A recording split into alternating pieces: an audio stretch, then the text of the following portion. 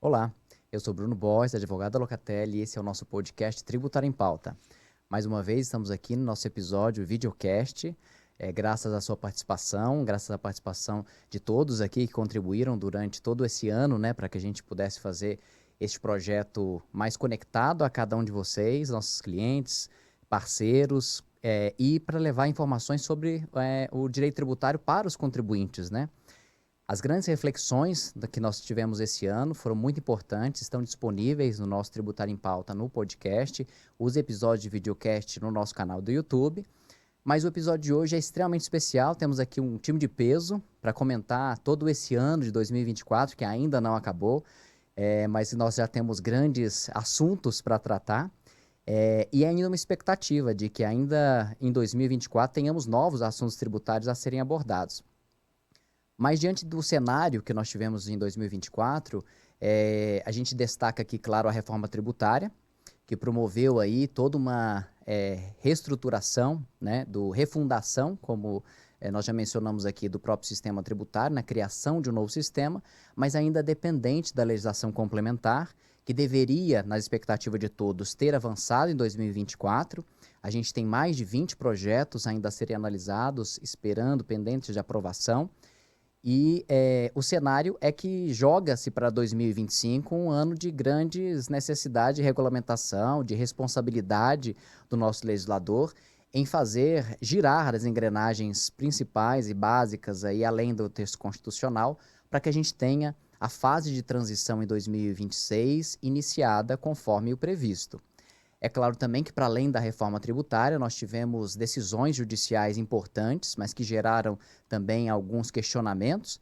Nós tivemos jurisprudência alterada, né, por mais de 13 anos, um raciocínio jurídico defendido e a mudança desse paradigma aí, desses referenciais no ano de 2024, quando a gente menciona, por exemplo, o Sistema S.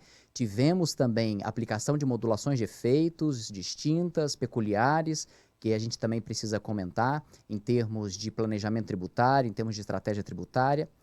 Vivemos também, em 2024, a pauta arrecadatória do governo federal, né?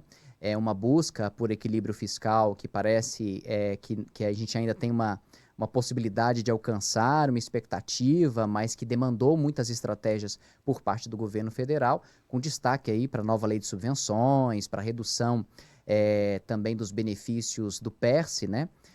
Para citar alguns dos exemplos do que a gente teve no ano de 2024. Mas, como a gente mencionou, há muito o que ser tratado e a gente espera, com todos os nossos episódios aí, ter contribuído no ano de 2024. Temos certeza que iremos contribuir ainda mais este ano no nosso podcast.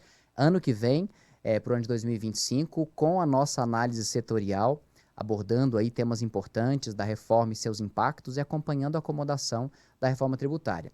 Mas para isso, para o dia de hoje, para o nosso balanço tributário 2024, a gente tem convidados super especiais aqui e é com muita satisfação que nós recebemos o nosso sócio, líder do time de relacionamento, Daniel Ávila. Muito obrigado pela sua participação novamente, Daniel. Bom, Bruno, obrigado aí pela organização, por conduzir esse encontro aqui com os nossos clientes, a nossa audiência. Até pedir desculpas, né, aí um pouco pelo atraso, mas, bom, vamos começar agora. E eu acho que vai ser uma oportunidade muito boa, né, de avaliar o que foi o ano realmente. Eu acho que você já deu vários indicativos aí do que vai nortear aqui a nossa conversa. Então, meu muito obrigado aí a todos e vamos em frente, Bruno. Nós que agradecemos. E também aqui do meu lado, a nossa advogada do Locatelli, Flávia Napolitano. Muito bem-vinda, Flávia, ao nosso videocast. Bruno, eu que agradeço. Muito obrigada pela oportunidade de comentar temas tão importantes aí para o nosso tributário e que aconteceram em 2024. É uma honra participar aqui para fazer esses comentários. Nós que agradecemos. E também compondo a nossa mesa aqui, a nossa bancada, né, de comentários sobre o Balanço Tributário 2024, o advogado da Locatelli, Vitor Nascimento. Bem-vindo.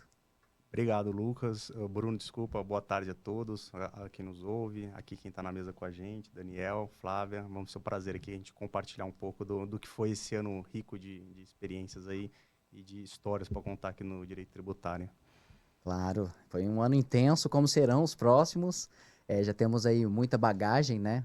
Aí na Locatelli, nesses 28 anos, já tivemos muitas questões de grandes lições da que aprendemos, muito ainda será aprendido com aquilo que a gente vai vivenciar.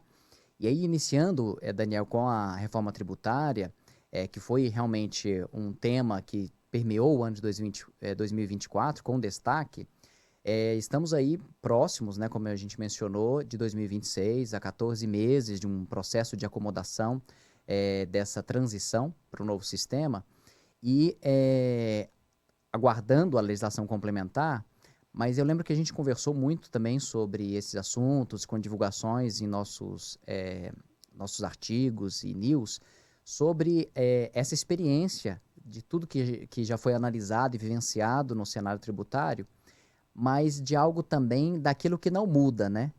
Então, dentro da sua percepção, da sua experiência, o que não vai mudar no tributário mesmo após a reforma tributária? Acho que a pergunta ela é muito pertinente, Bruno, pelo seguinte, tem aspectos, eu acho que dessa relação do Estado com as empresas e o contribuinte, que elas são culturais. Então, o que não deve mudar no tributário, né? Eu acho que o contribuinte, de um certo modo, ele vai estar o tempo todo, de um certo modo, sofrendo agressões, vamos dizer assim, né? Quer dizer, bom, é uma mudança de regra, é uma mudança de estrutura, é uma exigência adicional, e ele tem que montar, eu acho que as linhas de defesa dele, né? Então, eu acho que o contribuinte, ele tem que levar ao judiciário questões que, de um certo modo, ele não concorda, ou que realmente ferem os textos da Constituição, ou que, de um certo modo, não respeitam a legalidade. E da forma que é estruturado hoje o tributário, Bruno, isso tem sido muito útil para as empresas, né? Na medida que você está sendo agredido, você tem que montar suas linhas de reação, de defesa. Então, isso é muito instintivo, é muito natural. Bom, tem formas de se fazer isso com segurança, tem formas de fazer isso de forma estruturada, né? Então, o que eu vejo das grandes companhias é realmente times muito especializados, né? Que se cercam dessas estruturas para defender as margens do negócio. Bom, eu vou dar até um passo atrás, porque a gente tem que entender qual que é o processo que está em curso, né? Você até comentou aí na tua fala inaugural, né? Quer dizer, algumas mudanças de entendimento nos tribunais superiores. Isso gera uma certa ansiedade em toda a comunidade jurídica e tributária que olha para isso com uma certa desconfiança, né? Quer dizer, o que está acontecendo nesses bastidores que a gente não está vendo? Nesse caso é até muito bem declarado, né? Eu acho que o nosso ministro da Fazenda tem sido muito competente nesse papel de arrecadar, né? Inclusive, grande parte do tempo dele hoje tem sido dedicado a essas conversas nos órgãos judiciais, porque tem pautas fiscais lá que podem comprometer todo essa promessa de arcabouço fiscal ou de superávit primário. Por outro lado, a gente tem que pensar, então, olhando do ponto de vista de arrecadação, né? Mas do ponto de vista de despesa, Bruno, eu penso que o governo que a gente tem hoje é um governo que nunca prometeu gastar pouco, né? O governo eleito em 2022, o presidente Lula, ele nunca prometeu gastar pouco. Então, eu vejo uma certa contradição entre essa promessa de arcabouço fiscal com os aspectos ideológicos. E aí, bom, as propostas hoje que têm sido feitas, né, sob o ponto de vista de reduzir gastos, e aí que dariam um alívio para os nossos clientes, para os contribuintes, elas parecem pouco realizáveis, porque grande parte da pauta de corte de gastos, ela está relacionada a aspectos sociais, que não conversam com a cabeça do presidente Lula, que me parece o grande ministro da Fazenda sob o ponto de vista, né? Ele, eu acho que exerce esse papel, e o próprio PT. O PT tem, historicamente, pautas e bandeiras que são de assistência, enfim. Então, sob esse ponto de vista macro, eu acho que a reforma que você mencionou, ela vai vir e eu acho que o governo vai colocar capital político para aprovar esse texto, né? Eu acho que tem muita gente que não está acreditando nessas mudanças, Bruno, mas se o ministro da Fazenda vem a público e dá uma declaração de que tem um potencial de aumento de 0,5% do PIB potencial do país com esse texto da reforma, eles acreditam que isso vai dar certo, né? Eles estão confiando nisso. Eu não sei se eles estão trabalhando com outro cenário, mas esse cenário está dado, né? Na cabeça deles, essa reforma seria para isso, né? Para destravar a economia, etc. Aumenta a PIB, aumenta a arrecadação. Se não acontecer, pode ser uma grande frustração.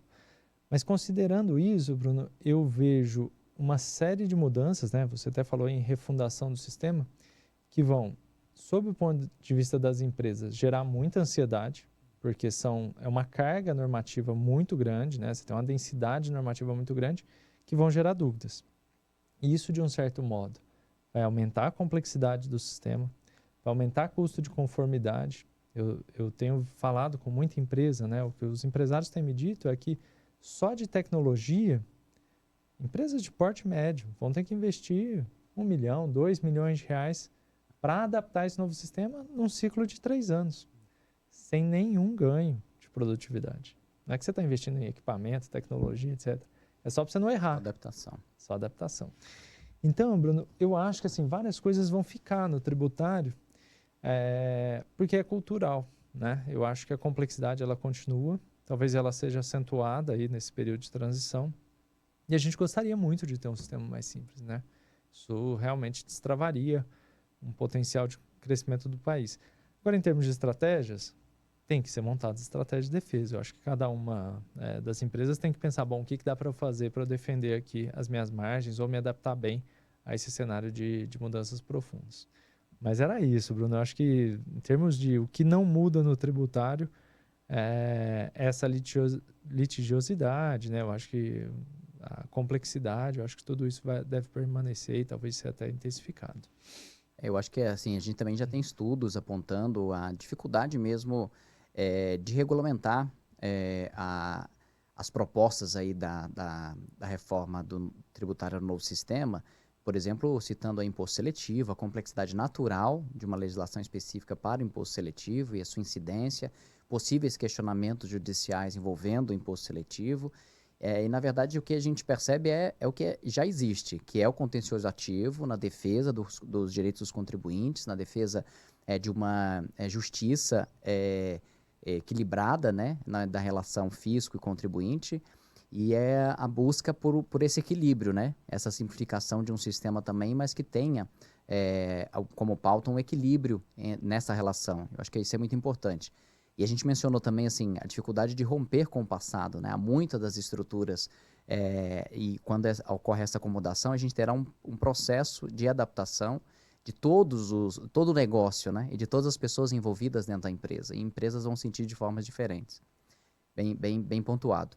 E como a gente tinha comentado também, a gente teve várias decisões extremamente importantes no ano de 2024, com expectativas, decisões que antes seriam favoráveis aos contribuintes, foram desfavoráveis, modulações de efeito aplicadas e questionamentos muito grandes sobre a segurança jurídica, né? Em que termos, como que a gente vai preservar o entendimento jurídico construído e vai romper repentinamente, quais serão as modulações a serem aplicadas. E aí, Flávio, eu queria te questionar, assim, dentro da sua análise de tudo que você percorreu este ano, né, intenso, quais as decisões você destacaria e quais as lições, né, que a gente poderia extrair desse cenário de julgamentos de 2024? Bom, perfeito, Bruno.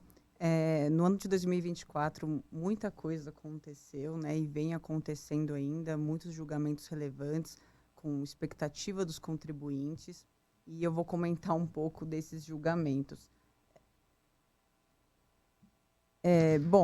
Começando lá no início do ano, em março de 2024, então tivemos 2 julgamentos bem relevantes, né? TUSD e Sistema S. Falando um pouco sobre TUSD, né, o STJ decidiu que as tarifas de transmissão e distribuição de energia elétrica não integram a base de cálculo do ICMS, né? Era um julgamento muito esperado, né, para esse ano. E, em relação à modulação de efeitos desse caso, o STJ colocou como marco inicial o dia 27 de março de 2017, porque foi o início do julgamento pela primeira turma do STJ. Então, em relação a esse tema, né? E, inclusive, até essa data, esse julgamento antes era favorável aos contribuintes. E teve essa mudança, então colocou-se essa data aí como o marco inicial na questão de modulação de efeitos desse tema. Ainda em março também tivemos, né, o julgamento do tema de Sistema S, que era um tema também muito esperado aí pelos contribuintes, muitos anos de julgamento e das empresas ajuizando ações sobre esse tema. E o que é interessante, né, o que a gente ressalta sobre essa questão do Sistema S, que a jurisprudência ela foi alterada. Foram 13 anos, né, como você comentou no início, 13 anos de jurisprudência favorável aos contribuintes e, de repente, teve essa mudança aí no julgamento em março. Então, foi um impacto alto aí para as empresas, né? A expectativa era alta desse tema. Entretanto, né, apesar de tudo, o STJ também colocou uma modulação de efeitos para essa decisão. E a modulação de efeitos né, com base no recurso especial, ela está, de uma certa forma, privilegiando aí os contribuintes que se anteciparam, né? Então, isso foi, de um certo modo, favorável. Então, colocou para a modulação desse tema o marco, né, dia 25 de outubro de 2023, porque foi o início também do julgamento, agora pela primeira sessão do STJ. Então, todas as empresas que ajuizaram ações judiciais sobre esse tema, ou então fizeram de forma administrativa até o dia 25 de outubro de 2023, então do ano passado, e se essas empresas tinham decisão favorável até a data de julgamento, né, que foi em março desse ano, essas empresas vão conseguir uma janela aí de recuperação. Então, né, que a gente considera que foi uma modulação de efeitos aí do STJ interessante para esse tema, apesar do desfecho desfavorável e alteração de jurisprudência de 13 anos, que antes era favorável. Bom, agora, né, passando de março, que eu comentei esses 2 julgamentos de março, para agosto desse ano também tivemos 2 julgamentos aí importantes. Em agosto, nós comentamos também sobre a questão da cota patronal e coparticipação, que também era um julgamento esperado, foi o tema 1174 do STJ, que foi uma decisão que traz muitas implicações aí para as empresas. Foi uma decisão unânime, né? E o STJ definiu essa questão aí da contribuição previdenciária patronal, o RAT, que é o risco de acidente de trabalho, e o Sistema S, né, que eu comentei, que são as contribuições às entidades terceiras. A base de cálculo de tudo isso, né, deve incluir uma série de valores retidos pelo empregador. Então, né, também uma decisão, digamos, desfavorável aos contribuintes, tá? O ministro Herman Benjamin, nesse caso, né, que foi o ministro relator, ele argumentou sobre esse caso que os valores, né, mesmo quando descontados diretamente do salário dos trabalhadores, eles não perdem essa característica de remuneração. Então, foi o que foi decidido nesse caso aí da coparticipação e da cota patronal no STJ em agosto. E aí, ainda em agosto também, mês super corrido, no fim de agosto, no dia 28, teve também um julgamento super esperado, que foi da exclusão do ISS da base de cálculo do PIS e da COFINS. Agora, né, esses 3 eu comentei, que foi o STJ. Agora, já no âmbito do STF, um tema, então, que estava em repercussão geral. O que a gente tem a comentar sobre esse tema, né, que iniciou o julgamento? Ele é um tema que traz muita semelhança, né, com a tese do século, que foi o tema 69, julgado em 2017 pelo STF também, né, da exclusão do ICMS da base de cálculo do PIS e da COFINS. Então, assim, eu acredito que essa semelhança entre os temas, ela precisa ser resguardada. E é o que o STF, de um certo modo, realmente ele está cumprindo, né?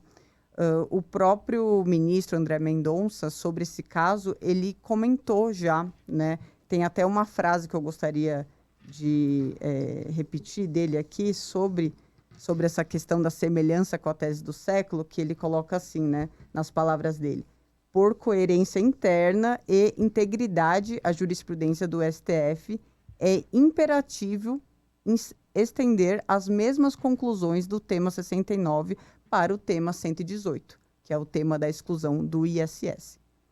Bom, de uma maneira geral, eu acho que esses 4 julgamentos foram os que mais impactaram em 2024.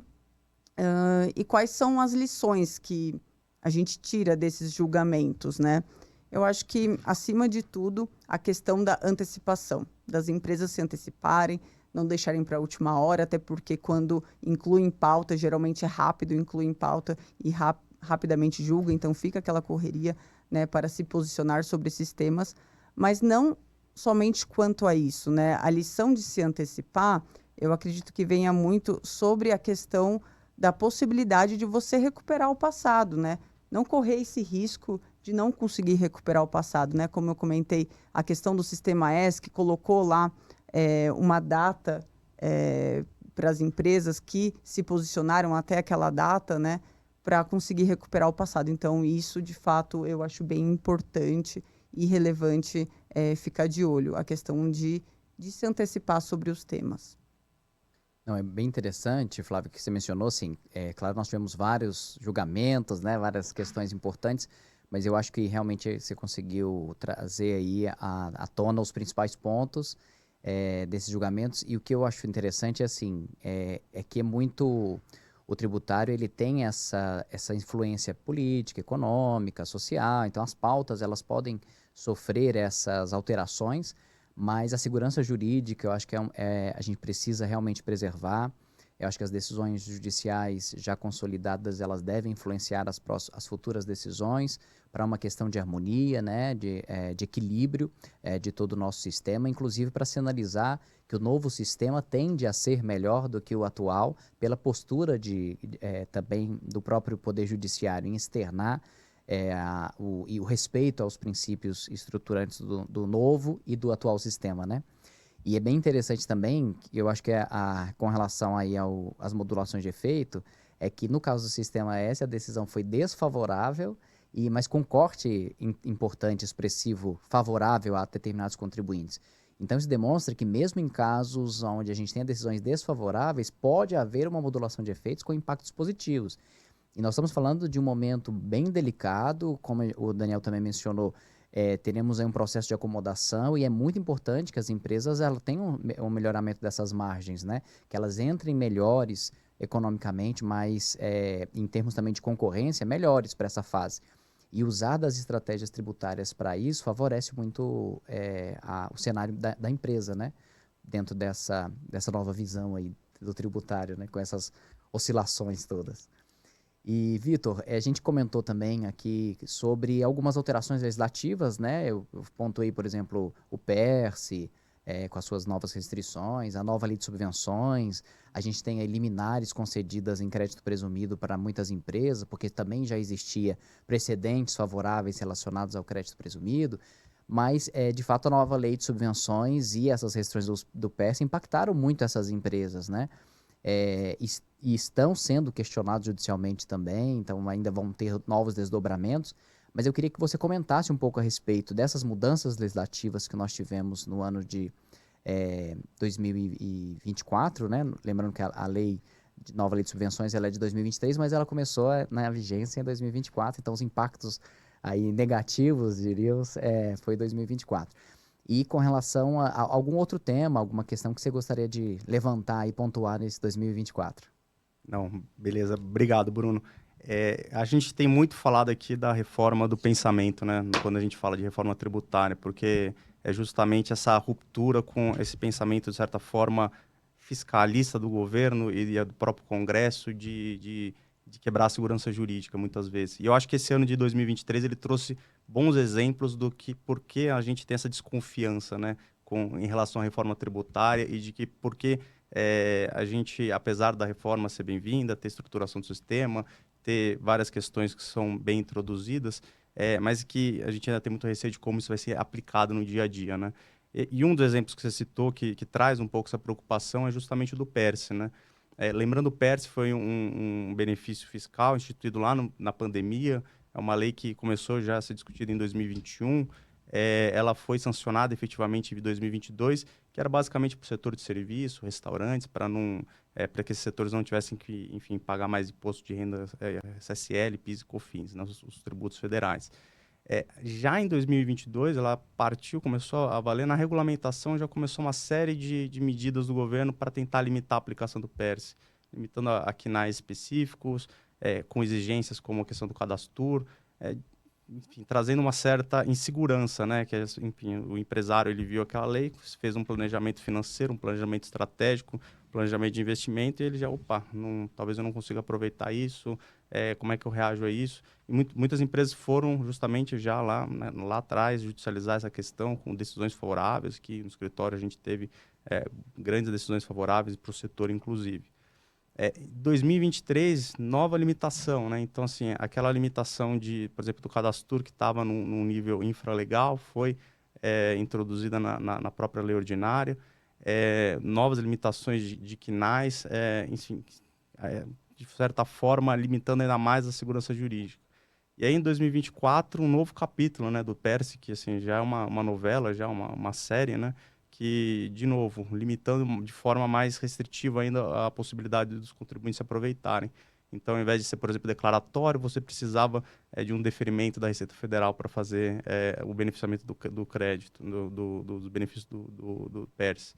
Novas reduções de KNAI, aí uma inovação que acho que eu pessoalmente nunca vi, que foi uma limitação financeira, né, fiscal de 15 bilhões. Então, esse benefício vai vigorar até que se esgote esse saldo de 15 bilhões, como se o contribuinte agora tivesse que ficar analisando balanço financeiro do governo para conseguir fazer um mínimo de planejamento e previsibilidade, o que é uma inovação que, enfim, que vai ser certamente discutida na medida em que isso virar um problema de fato para as empresas. Outras limitações, como que a limitação para que as empresas estão no lucro real, que esse benefício só seria aplicado para o PIS e COFINS, né, a partir de 2025 e 2026. Então, o que a gente, posicionando os escritórios, os nossos clientes, justamente foi, olha, esse era um benefício fiscal com prazo certo, estabelecido na legislação. Você fez seu planejamento financeiro, você fez seu planejamento de crescimento, contando com isso, né? Então, é preciso privilegiar, prestigiar isso. Então, há esse princípio está garantido no artigo 178 do CTN, então há muito espaço ainda para questionar essas limitações na esfera judicial. Muitas empresas conseguiram habilitação, mas muitas já nem conseguiram, e a gente, obviamente, tem defendido essas empresas perante o Poder Judiciário. Um outro exemplo também, saindo um pouco do PERSE, você falou das subvenções, que também conversam um pouco com essa necessidade de ruptura do pensamento, né, do governo, do Congresso, enfim, para garantir essa previsibilidade para o contribuinte, foi a lei das subvenções. Então, lembrando, é um assunto já antigo, esse das subvenções, mas houve lá em 2014, edição da 12973, lá no artigo 30, alguns requisitos que tinham que ser cumpridos para que essas subvenções, principalmente de ICMS, não fossem, enfim, categorizadas como uma receita tributável para fins de PIS, COFINS e IRCS. Então, as empresas foram ao judiciário para questionar isso. Havia um precedente favorável até do STJ, né? E aí, de novo, né, o STJ tem que manter uma certa padronização dos seus entendimentos, mas foi proferido um acórdão ainda no ano passado, falando que seria legítima o artigo 30 da lei, com exceção dos benefícios que fossem de crédito presumido de ICMS, né, os benefícios positivos. Apesar disso, o governo já mudando a regra do jogo, essa decisão parcialmente favorável ao governo, mas o governo mudou a regra do jogo de novo, editou a Lei 14789 de 2023, com novas alterações de critérios, afetando novamente o planejamento das empresas. De novo, essa exigência de habilitação, que tem sido uma tendência do governo, acho que até de forma a controlar, ter uma contabilidade melhor de benefícios fiscais, que a gente sabe como é que muitas vezes o governo não sabe qual que dá o retorno. Então, assim, tem essa questão crescente da necessidade de habilitação para um benefício aqui, né? E um benefício entre aspas. exigência que a empresa apresentasse ato concessivo, e uma mudança até, né? Porque agora você sai daquele de reconhecer como receita, já parte do pressuposto que é uma receita tributável, mas você dá um crédito presumido ali de 25% sobre do benefício, sobre um crédito presumido de IRPJ. Então, acho que esse foi esse tema, o que a gente viu aqui no escritório, foi o grande tema das empresas procurando o Poder Judiciário nesse ano. Praticamente, assim, a gente tem um controle, né, no escritório, a gente tem nossas ferramentas de acompanhamento, de monitoramento das grandes teses judiciais, e foi assim, são milhares e milhares de ação que os grandes contribuintes, principalmente, já ajuizaram perante a justiça para questionar essa nova legislação, acho que a esmagadora maioria dos contribuintes que tiveram, com base na decisão do STJ, né, que tinham o benefício do crédito presumido, obtendo justamente liminares em seu favor. A gente entende que em relação a esses créditos presumidos há uma perspectiva muito favorável, mas mesmo em relação aos demais benefícios, os benefícios negativos, o nosso entendimento é que existem uma série de questões ainda constitucionais que sequer foram enfrentadas ainda pelo STF, então há espaço para questionar, então, como questão da imunidade recíproca ou do próprio conceito mesmo de receita, né? Que, enfim, não seria um valor que efetivamente ingressou nos caixas da empresa, não deveria ser tributado por causa disso. Então, esse é um tema que movimentou muito, né? É um tema que veio do legislativo e que movimentou muito o judiciário também.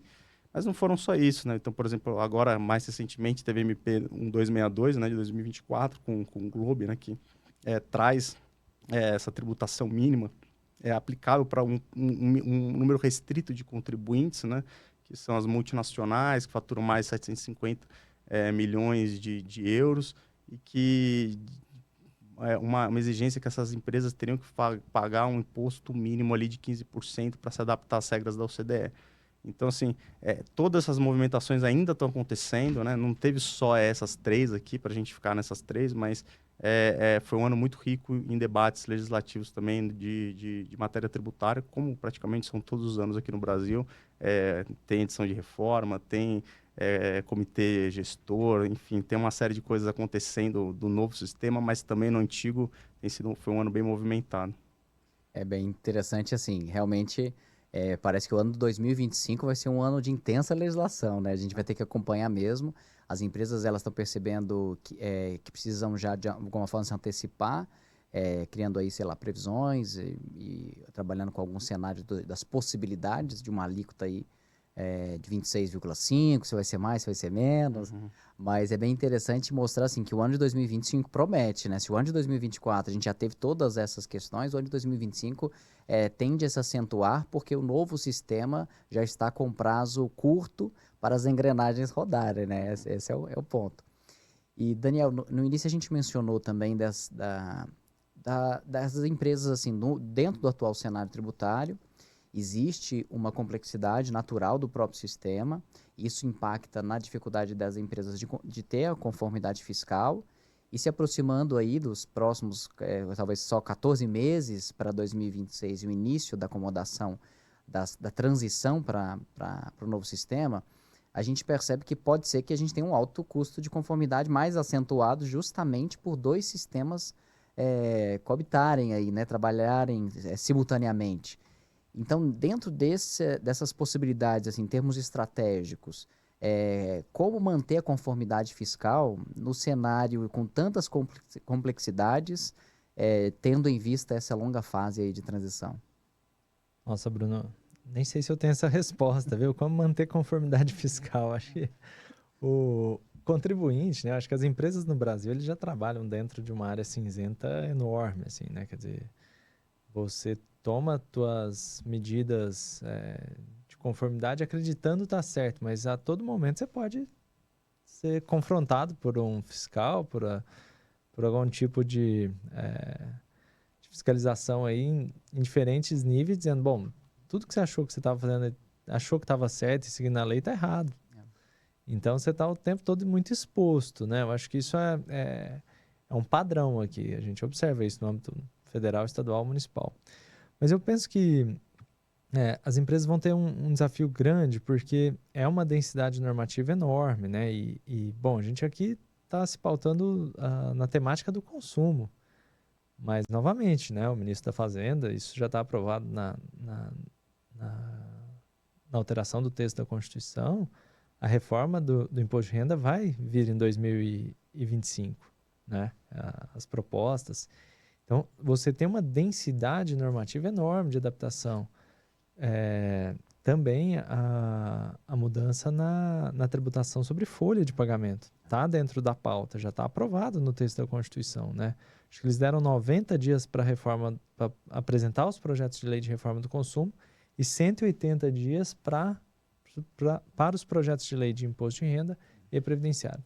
Então, acho que a questão da conformidade tributária, né, conformidade fiscal no Brasil, ela sempre vai ser um desafio. Acho que as empresas vão estar sempre operando numa área cinzenta, mas que abre oportunidade, né? Eu penso que boa parte das empresas não vão ter fôlego para acompanhar essas mudanças, né? Então, para as empresas que, de um certo modo, se anteciparem ou forem mais ativas e preverem já um pouco quais vão ser os reflexos dessas alterações legislativas, eu acho que elas têm melhores chances, né? Acho que a reforma ela é mais defensiva do que ofensiva, né, sob o ponto de vista de negócio. Então, acho que as empresas deveriam olhar mais como que eu defendo minhas margens, como eu defendo meu mercado e como, eventualmente, eu me mantenho operacional dentro dessa realidade e aproveito essas oportunidades, do que propriamente, como que eu ganho mais mercado no mercado maior, né? A aposta do governo é um pouco que o mercado vai ser maior, né?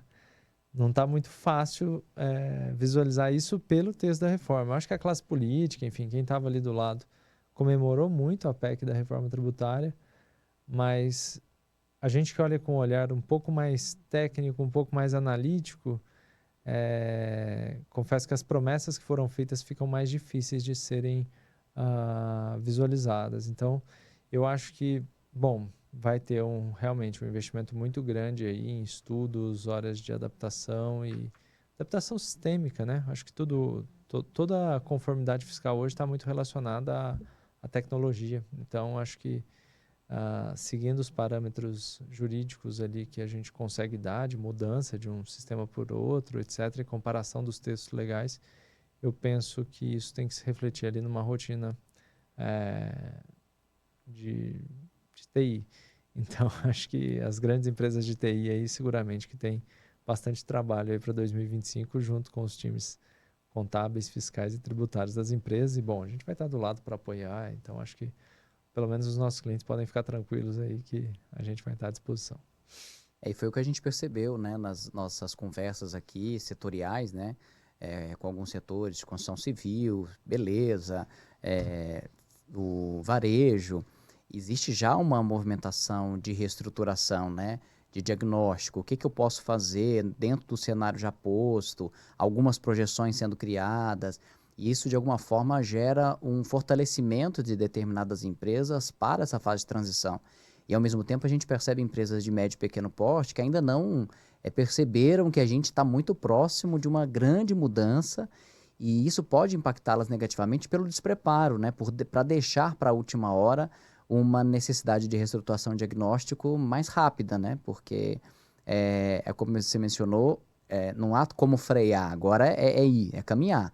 Como que as coisas vão acontecer e qual que é o ritmo e qual é o impacto, a gente vai sentir de alguma forma dentro de cada etapa dessa acomodação. Mas que vai acontecer, vai, porque a gente já está avançando. Não, e isso não está muito claro ainda, eu acho que principalmente eu acho que os CFOs das empresas, os CEOs, talvez eles não estejam acreditando muito no texto da reforma, dizendo, olha, acho que não dá para fazer nada agora, só que isso muda todo o negócio da companhia, né? Muda a cadeia de fornecimento, muda a precificação, Bruno. E acho que por que a gente acredita que a reforma vai passar? Não é porque eventualmente ela é boa ou ruim, etc. É porque o governo acredita que ela pode melhorar o PIB potencial.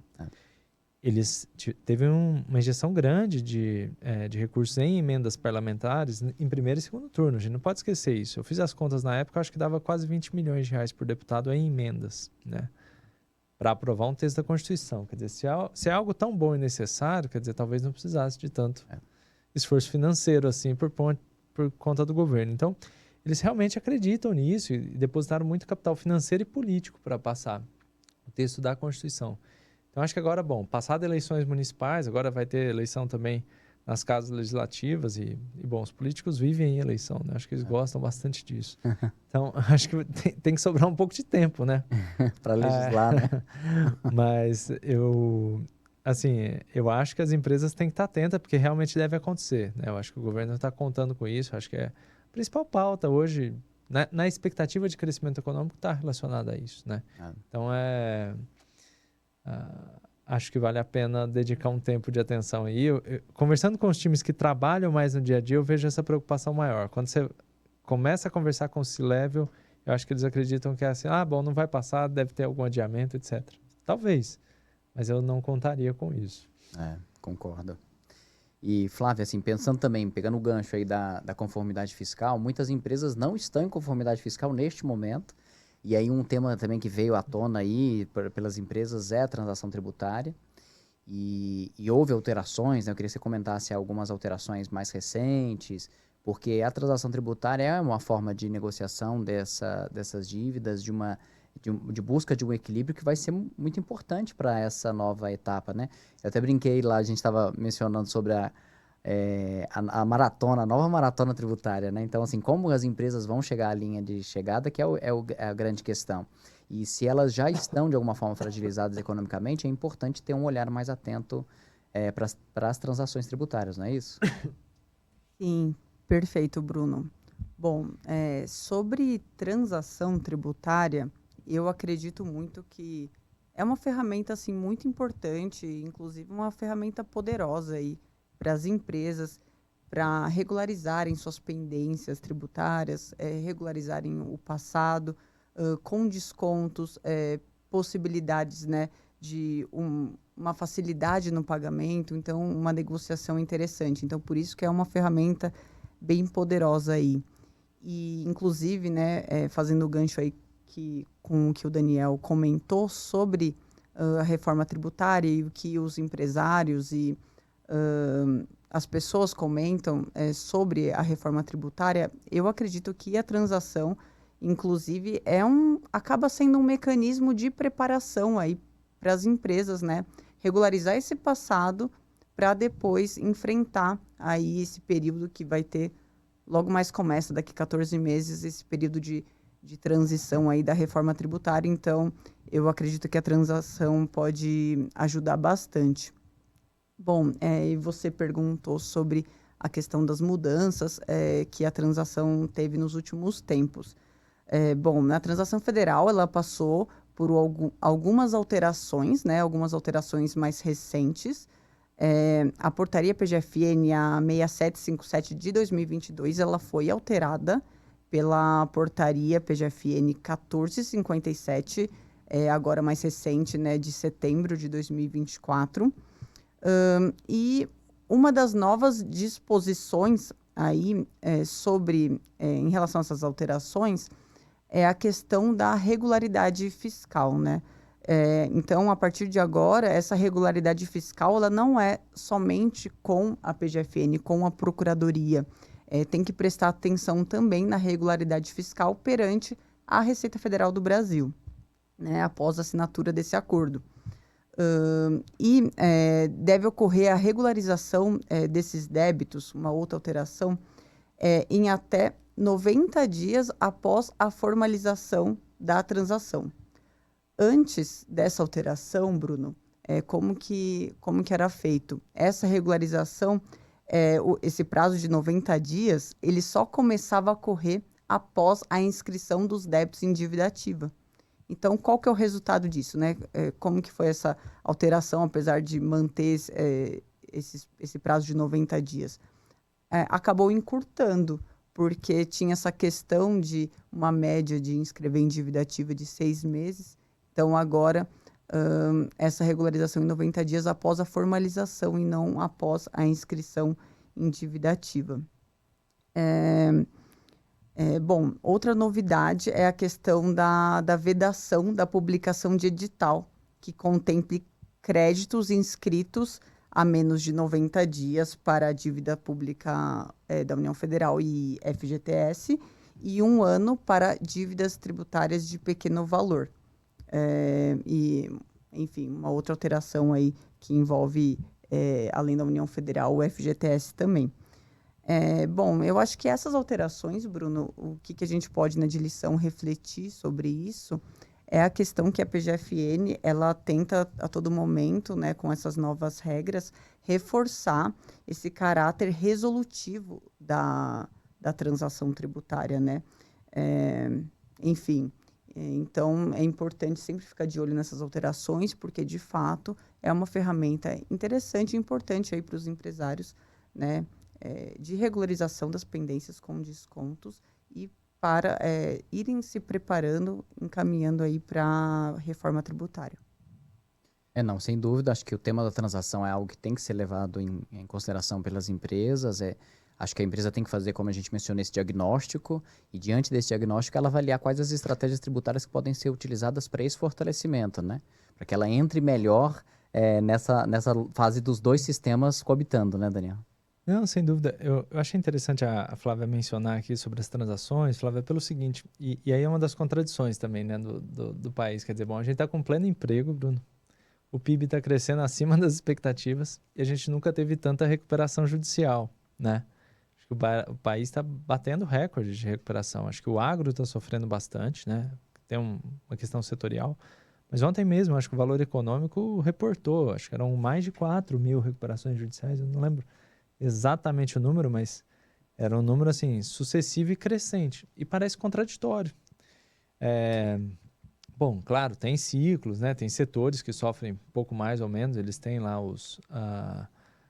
isso mapeado, mas a rigor a transação passa a ser uma solução. Quer dizer, como que eu renegocio ou reestruturo minhas dívidas? E tem vários instrumentos, Flávio? Eu acho que isso é uma grande vantagem para o contribuinte e que tem que ser conhecido, Você usar base negativa de RPJ, CSLL. Então, acho que isso é você tornar um crédito que é praticamente de difícil recuperação, você tornar isso um ativo. E aí você consegue alongar a sua dívida, você tem redução de multa e juros.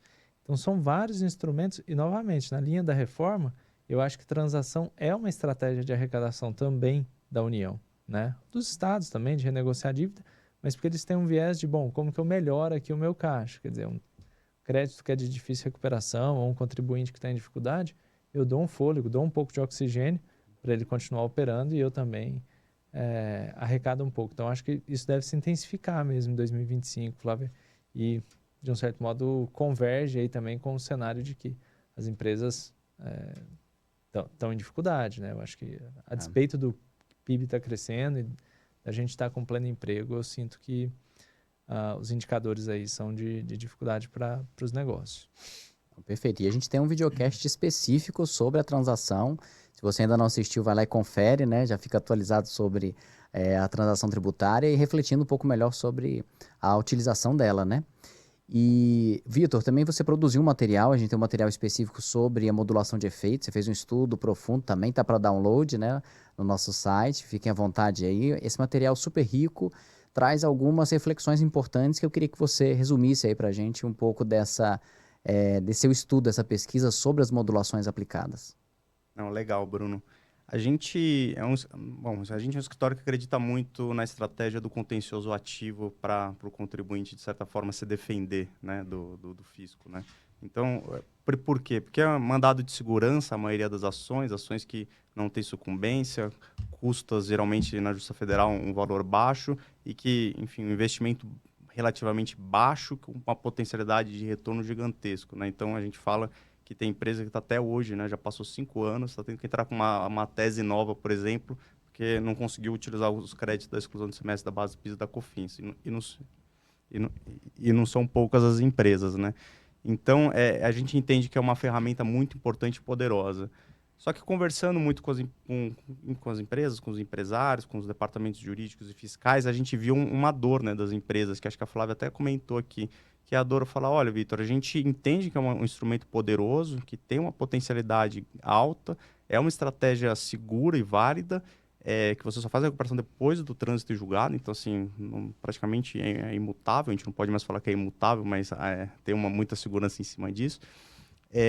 Mas, assim, essa é uma estratégia ótima, mas, assim, eu fico com receio, por quê? Porque eu vi nos casos, por exemplo, do TUST que os contribuintes perderam, mas foi privilegiado só aqueles contribuintes que entraram até 2017.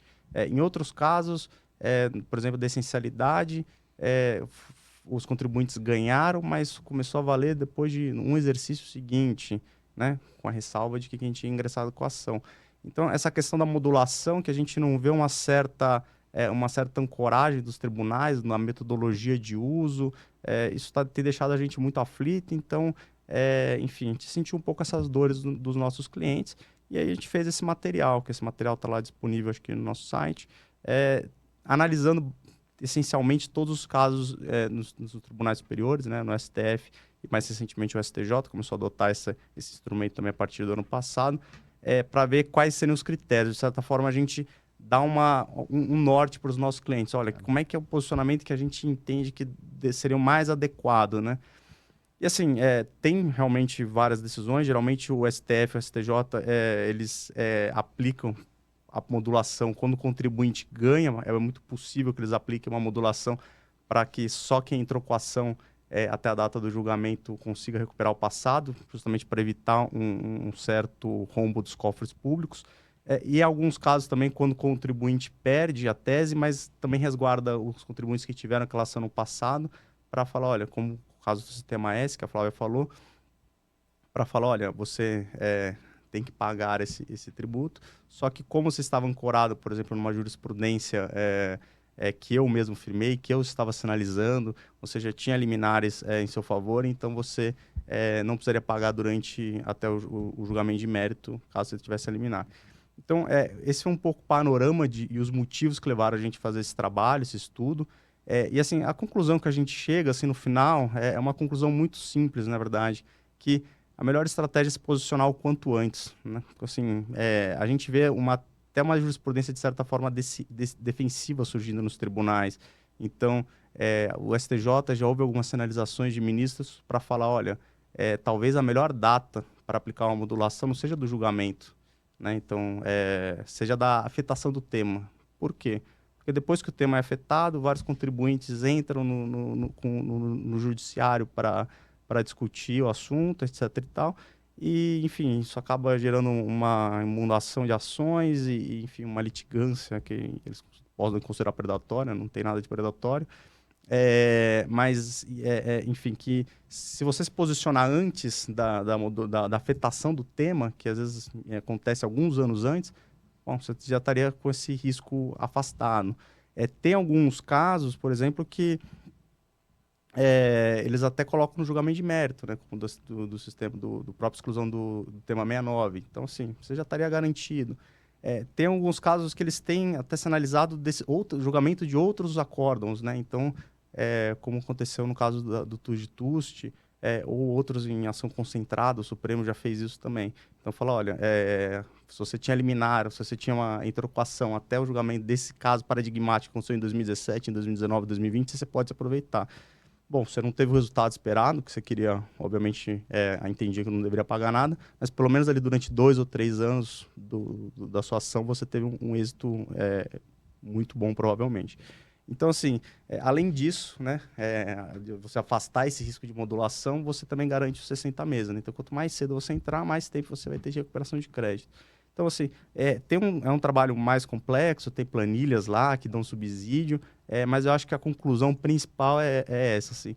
Muitas empresas, eu só entro com a ação, com o tema, quando o tema está muito maduro, quando já há uma jurisprudência definida.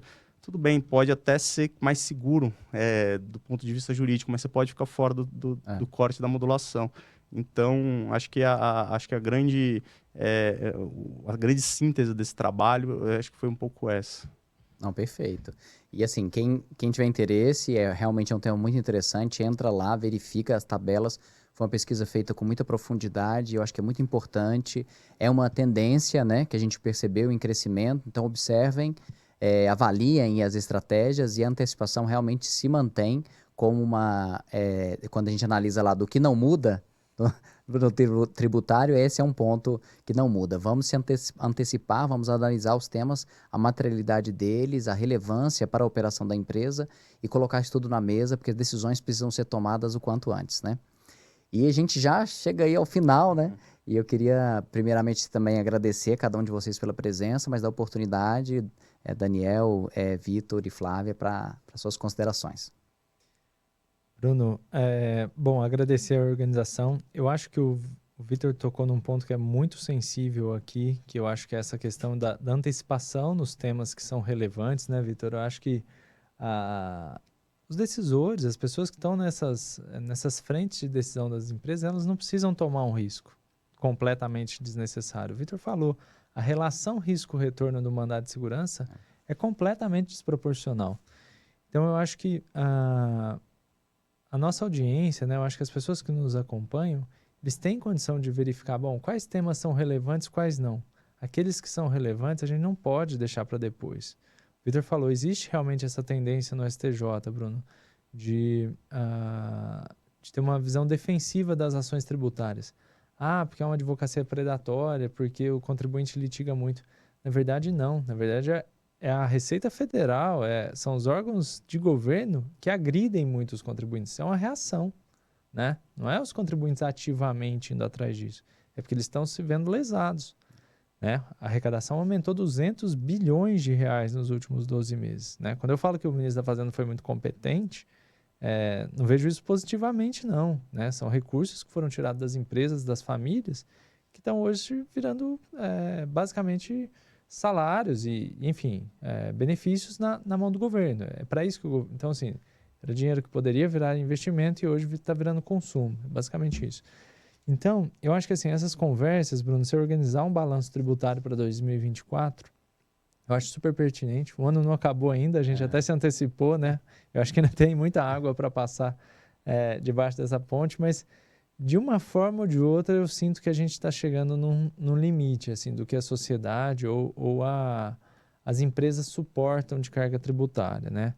A gente viu a MP aí do fim do mundo, que gerou aquele estresse todo. O ministro da Fazenda quase caiu, né? Naquela alteração, acho que foi a MP 1227. Depois, bom, o constrangimento foi tão grande.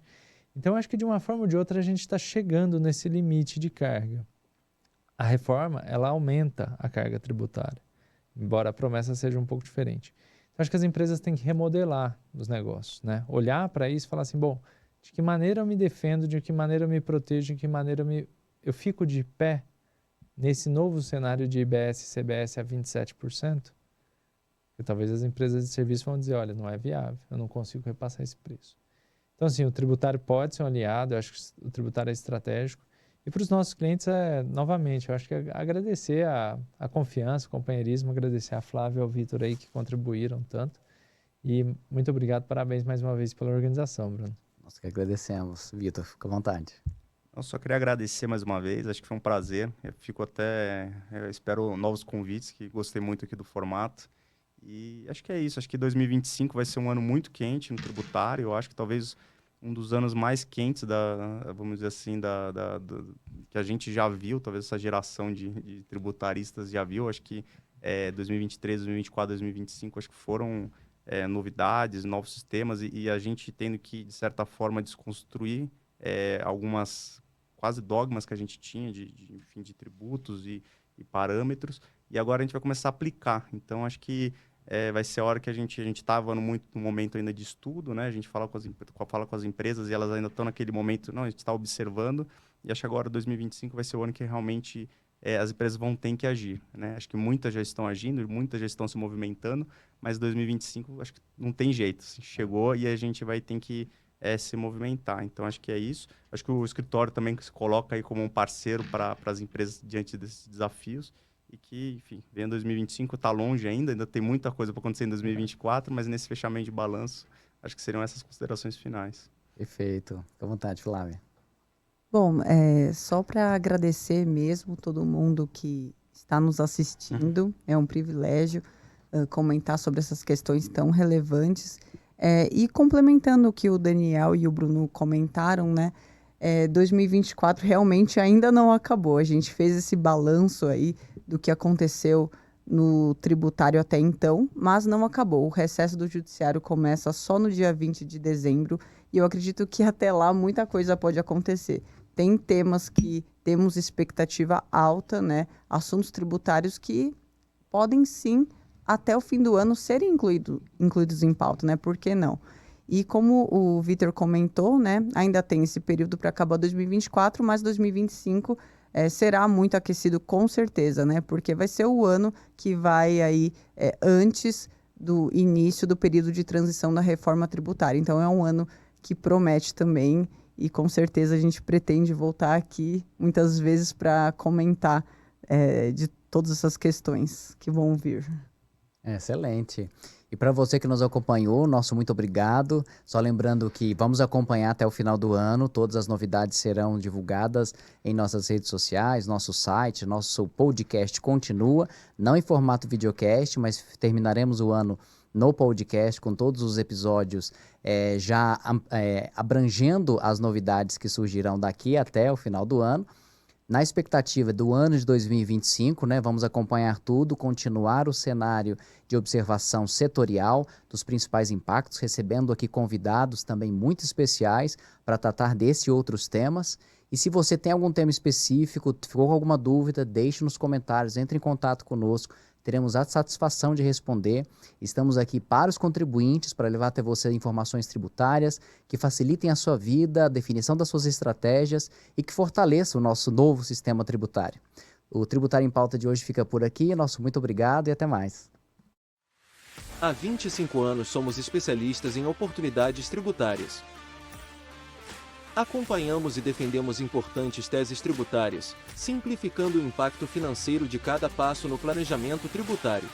Atuamos em casos estratégicos de alta complexidade e relevância econômica. Com isso, auxiliamos nossos clientes no atendimento às fiscalizações, na elaboração de manifestação de inconformidade sobre despacho decisório, na defesa às autuações fiscais, no âmbito dos principais tribunais administrativos. E oferecemos inovação por meio de mais de 20 calculadoras, que projetam o potencial de economia e recuperação a partir de uma tese tributária, e oferecem relatórios parametrizados. Além disso, o nosso termômetro permite comparar as estratégias de contencioso ativo de diferentes empresas e monitorar ações ajuizadas. Nossas soluções possibilitam uma análise estratégica para auxiliar na tomada de decisão. Inteligência tributária que gera oportunidades.